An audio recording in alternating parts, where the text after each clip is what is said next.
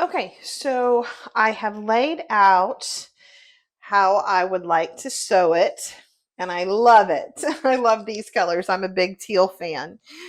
So what we're going to do is we're going to sew this row together, this row, and this row, and then we're going to sew each ones together. So what we're going to do, we'll take these part apart from the rest of these.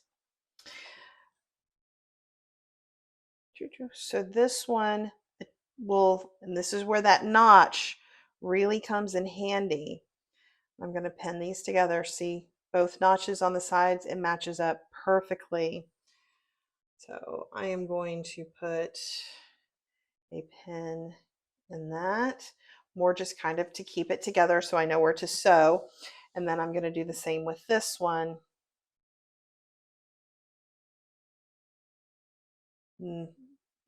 Lining up with those notches on both ends. Bring my pins with me. And then putting a pin in it just to kind of keep track. So then we're going to head over to the machine and start sewing these together. Okay, we're here at the machine.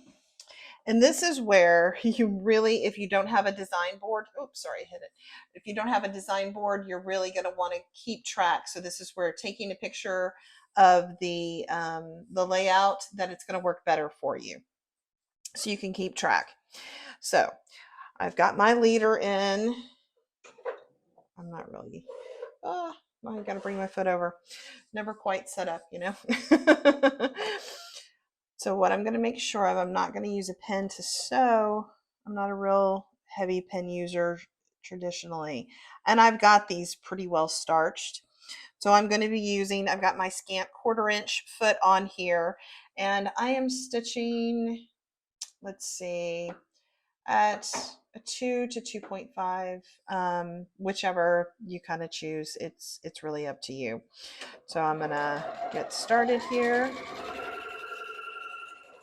And you just sew down the length, and then you can just get your next one. There's just 2 of these per row, so it makes it really quick and easy.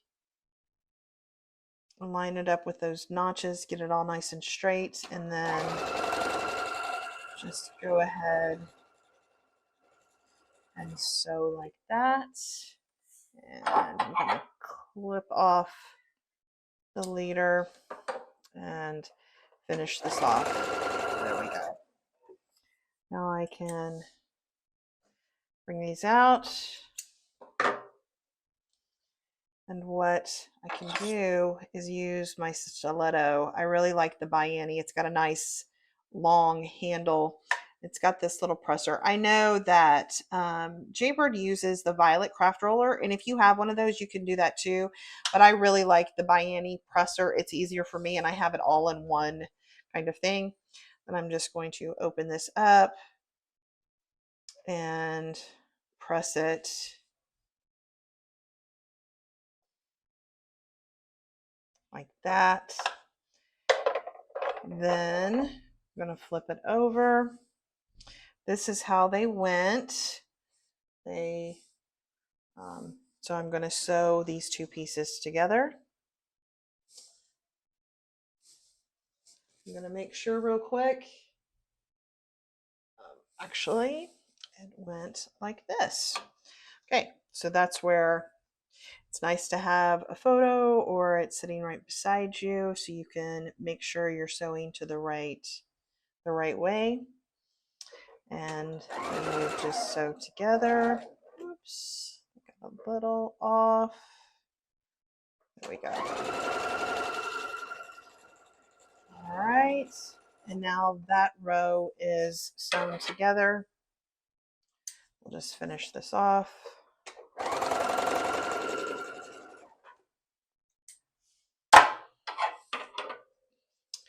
And now we can press that seam open.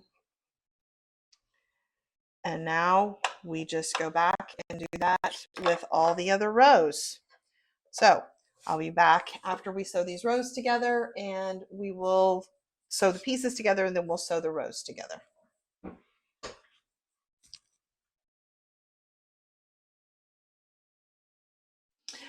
Okay, so now we have got each row sewn together.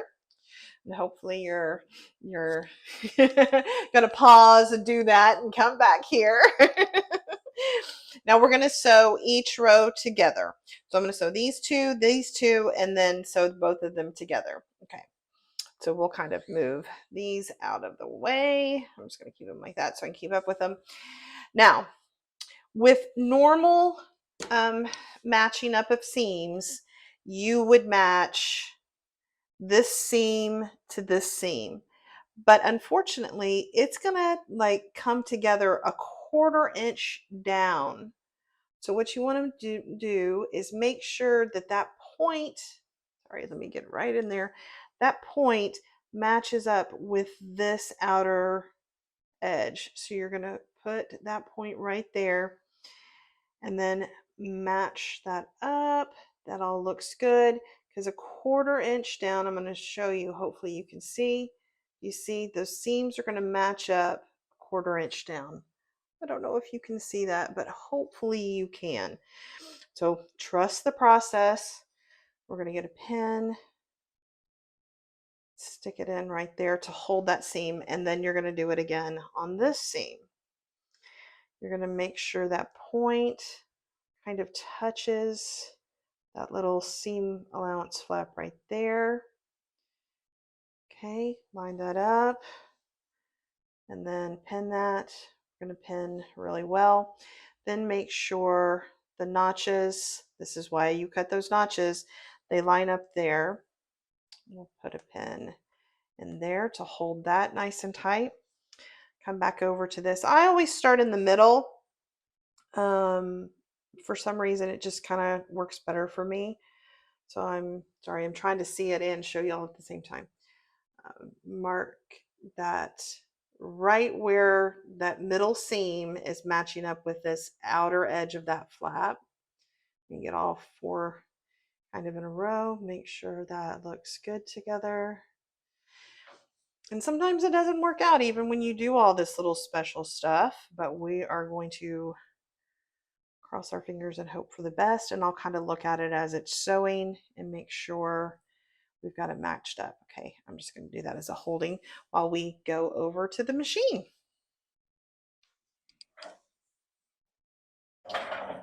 All right, so we've got our first row pinned and we are going to sew down the row.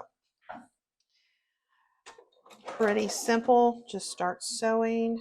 Kind of take that pin out. This first little part's pretty simple. And then here, just going to pull that pin down a little bit. I'm going to check. Is that going to line up? About a 1/4 of an inch. All right. And then we're here at the next one. Let me ease it up just a bit. And check, make sure, put that in place.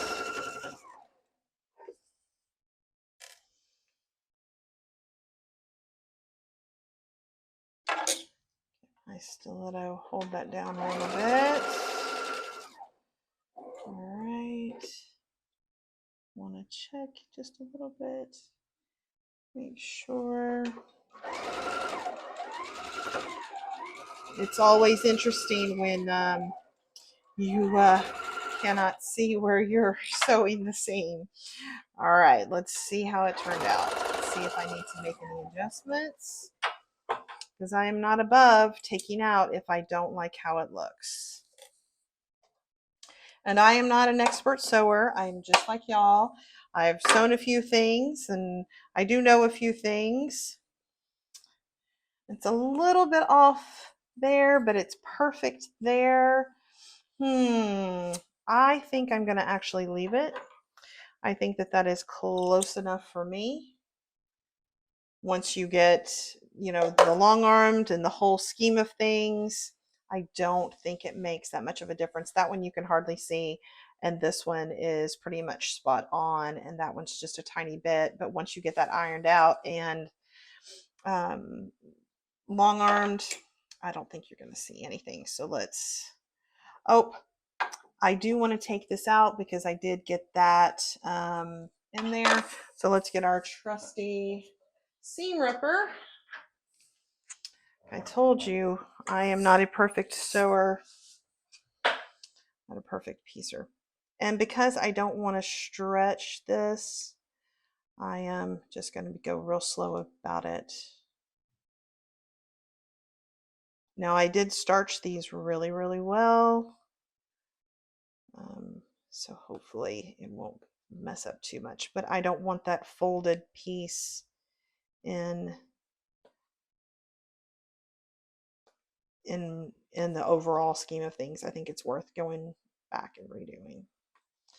And again, I'm not having to take out the whole, just a little bit of space. That's why we've got our seam rippers. All right. Let's just make sure that can open up. There we go. All right, and I'll just backstitch on the end there. Use the end of this, just kind of wipe those threads away. All right.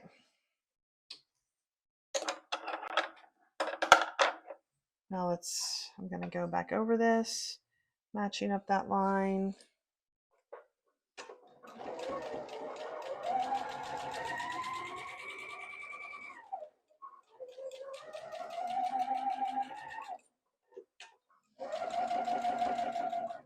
And then I'm going to backstitch just a little bit right there. All right. Whoops, wrong button. I do that from time to time. Hope I'm not the only one. All right. And that seam looks much, much better.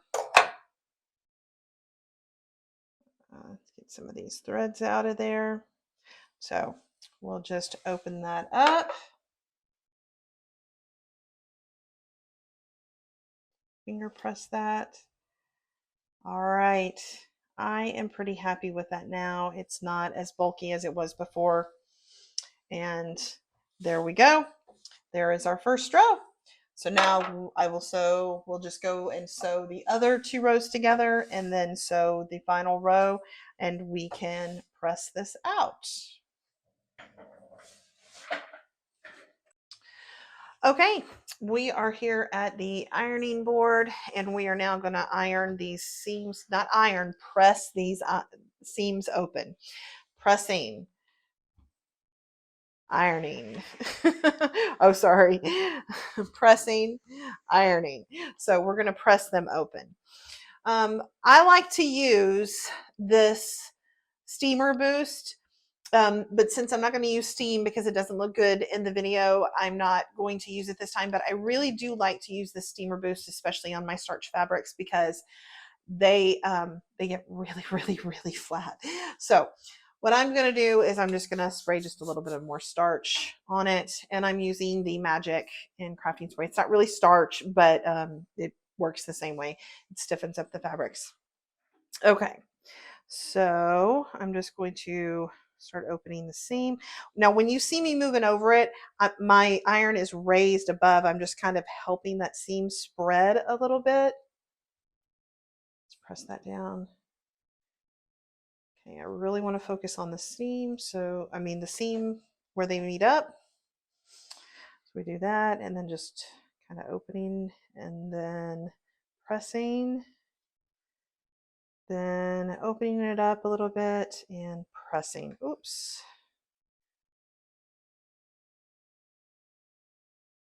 And pressing that. And you can see kind of where the iron has been. That will go away. All right, and then we're going to do the next row.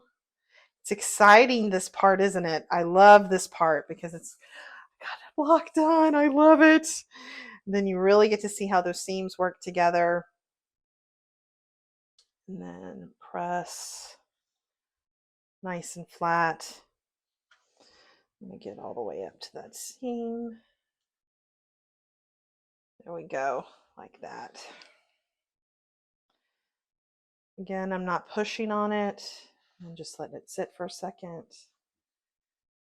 This little Oliso gets very, very hot, so I don't have to hold too long, and that starch really helps it. Not the non-starch, the magic spray really helps it get nice and flat. All right. Now we get to turn it over. Woo-hoo-hoo. Look how beautiful that is. And I'm just going to gently press some of these iron spots out. And I love it. Love it, love it, love it. Look how pretty that is. And a lot of these seams perfectly matched. So really take the time. And you saw how some of them, when we just kind of pressed it open, they didn't seem like they were matching very well. But here they are matching almost perfectly every time. I love it. All right, so there is the turquoise one. And here is the orange one. And month 1 is under wraps. Both done. All right. I will see y'all for month 2 in a couple of weeks. I think that the first week of February is when month 2 will start. So next week, though, we will talk about some tips and some tricks on getting this. I'll probably go more in depth about matching up those seams if anyone has any questions about that. So we'll see you next week.